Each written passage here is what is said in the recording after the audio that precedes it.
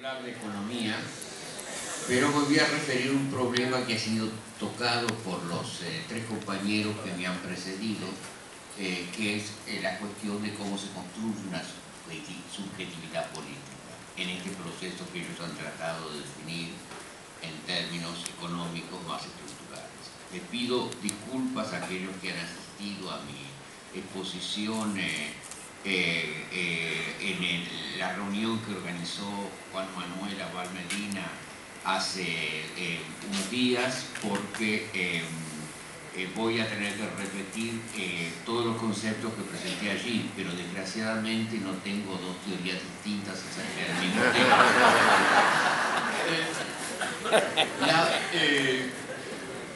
En primer lugar, veamos cómo funcionaba en países latinoamericanos, pero en Argentina especialmente, una estructura política en el periodo que precede a la emergencia del populismo como fenómeno de masas.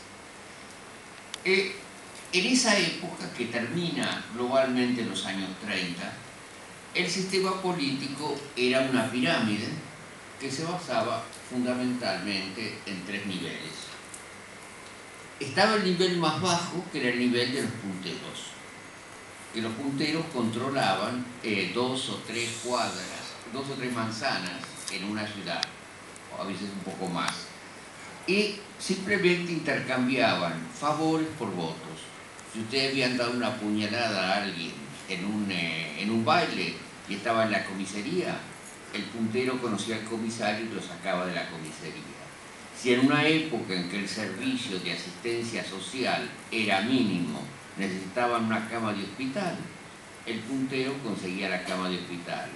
Si la hija de ustedes se había graduado de maestra y necesitaba un cargo de maestra, el puntero tenía los contactos en la municipalidad para conseguir el cargo. Y a cambio de esos favores, ustedes le daban el voto. Punteros en todo un barrio. Y esos caudillos eran una fuerza absolutamente necesaria en cualquier elección. Los caudillos nunca se presentaban ellos mismos a elecciones, siempre conseguían, hacían elegir a otras personas. Por ejemplo, Sancerni Jiménez, que era un líder histórico, un caudillo histórico en la ciudad de Buenos Aires, nunca se presentaba a elecciones.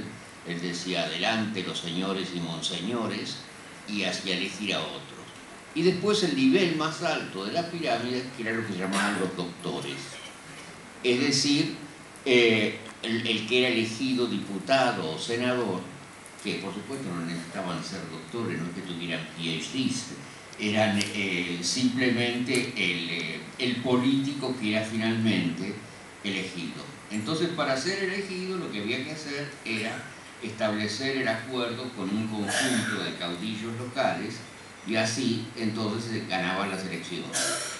Y el Congreso era un lugar en el cual todas estas demandas que venían de la base se procesaban. Cuando llegaban las sesiones de clausura del Congreso cada año, había toda una avalancha de demandas diciendo un subsidio de tantos pesos para el club de fútbol de tal barrio y cosas así, y bueno, el sistema funcionaba de esa manera. Ahora, si ustedes piensan en la estructura política que este clientelismo implicaba, ustedes ven que hay una individualización de las demandas. Ustedes tienen una demanda precisa, esa demanda se vehiculiza a través de punteros y caudillos, y ahí no se crea ningún tipo de identidad popular. O sea que la subjetividad popular de la que los que me han precedido hablaban, estaba necesariamente ausente de este modelo. El modelo no estoy simplificando desde luego, no funcionaba de una manera tan rígida, pero la estructura básica era esa. ¿Qué es lo que empieza a ocurrir en los años 30? Que como resultado del slam, de la crisis, hay una acumulación de demandas insatisfechas que ya el sistema en su estructura tradicional no podía vehiculizar. Ahora, cuando hay una rigidez del aparato institucional que no absorbe ya demandas, y de otro lado, en la base del sistema hay una acumulación de demandas insatisfechas, empieza a haber un clima prepopulista.